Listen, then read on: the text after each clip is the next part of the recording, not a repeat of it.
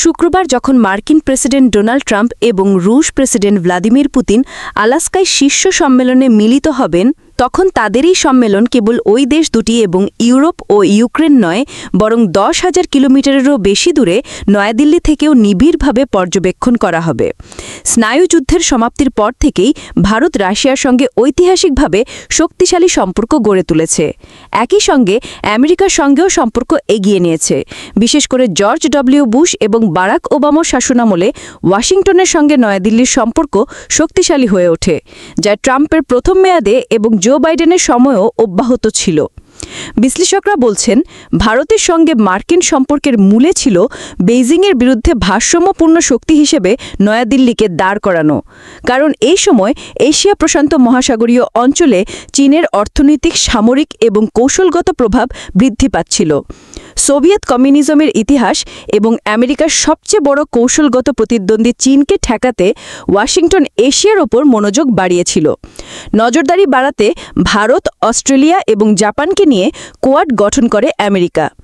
কিন্তু Obama America এবং ভারতকে সেরা অংশীদার হিসেবে আখ্যায়িত করার 1 দশক পরও তারা আর কিছু করতে রাজি নয় বলে মনে হচ্ছে। ভারত থেকে আমদানিকৃত পণ্যের ওপর ট্রাম্প 50% শুল্ক আরোপ করেছে, যা বিশ্বের সব দেশের মধ্যে সর্বোচ্চ।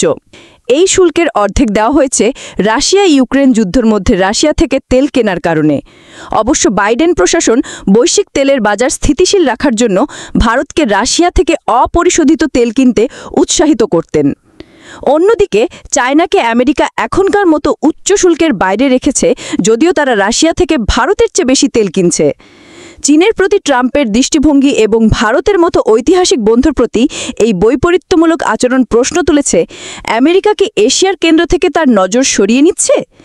নতুন এই পরিস্থিতি মোদি এবং ভারতের জন্য সমস্যা তৈরি করেছে।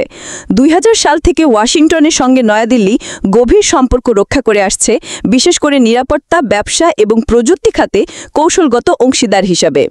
ট্রাম্প দুই দেশের এই সম্পর্ককে মোদির সঙ্গে ব্যক্তি পর্যায়ে নিয়ে এসেছে।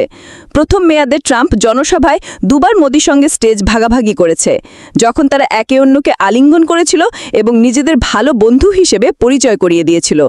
কিন্তু এর কোনোটিই নয়াদিল্লিকে ট্রাম্পের শুল্ক থেকে বাঁচাতে পারেনি। কার্নেগি এন্ডোমেন্ট ফর ইন্টারন্যাশনাল পিসের দক্ষিণ এশিয়া প্রোগ্রামের পরিচালক মিলান বৈষ্ণব বলেন, ট্রাম্পের এই শুল্ক আমেরিকা ভারত সম্পর্কের মধ্যে কয়েক দশকের মধ্যে সবচেয়ে গুরুতর ফাটল তৈরি করেছে। ট্রাম্প ভারতীয় আমদানির উপর শুল্ক আরোপ করার হুমকি দেওয়ার পর কয়েক মাস ধরে নয়াদিল্লি মার্কিন প্রেসিডেন্টকে শান্ত করার চেষ্টা করেছিল। এই সময় ভারত বাকযুদ্ধ এড়িয়ে চলে, কিন্তু পরিস্থিতি বদলে যাওয়ায় ভারত আমেরিকার বিরুদ্ধে ভণ্ডামি আজব করেছেন। ভারত বলছে, আমেরিকা এখনও রাশিয়ার সঙ্গে ব্যবসা করে এবং ওয়াশিংটন আগে চেয়েছিল নয়াদিল্লি যেন রাশিয়ান অপরিশোধিত তেল কিনে। বৈষ্ণব আল জাজিরাকে বলেন, একটি বিষয় স্পষ্ট, সম্প্রতির দিনগুলোতে আমেরিকার উপর আস্থা তীব্রভাবে হ্রাস পেয়েছে, যা দ্বিপাক্ষিক সম্পর্কের ওপর দীর্ঘ প্রভাব ফেলবে।